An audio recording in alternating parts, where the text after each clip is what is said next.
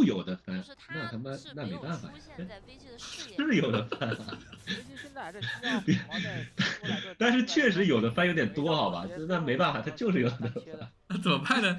没戴法，老师这里没法，就应该是有的。关个一在我看来，有的番确实很能形容 VG 的比赛状态，因为在他们的比赛中较少能看到成体系的打法，导致中前期没有优势。看他们的比赛，经常有一种感觉是，整场好像什么都没干就输了，有点像路人队。这种感觉最明显的就是石油杯半决赛对 BB。如果你认可这种说法，接下来将会详细说明。回应标题，他们为什么在石油杯之后没能延续好的表现？因为这种看着打的打法很难保持稳定的状态，反而下限很低，上限也不高。赛季上半段 ，VG 的打法更像是插技。当时这两支队伍有一个特别相似的点，就是前期劣势时，在对方破第一路高地时狠狠反打，直接拉平经济差，有时直接翻盘。那时候我觉得大多战队还没琢磨过味儿来，怎么破路后反而劣势了。现在大家都明白了。到了后期，一个塔甚至一条路，在一波团面前都不算什么。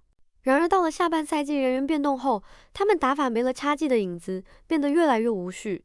在石油杯，他们进入4强的2个关键 BO3，在我看来归功于他们选出了特色英雄，加上对手给了一定空间，让他们把想要的效果打出来了。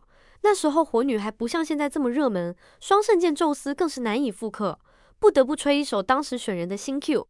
第2个 BO3 VG 打猎鹰，看着像是猎鹰心态崩盘了。第一局节奏缓慢，他们可能想的是到了后期也不怕，结果被幽鬼狠狠教育。第2局前期5人集合推 VG 中路一塔，结果被灭，打出这种操作多少有点不正常了。到了 TI， 猎鹰在淘汰赛挑选 VG， 2局都是前期猛猛进攻，像是要证明点什么。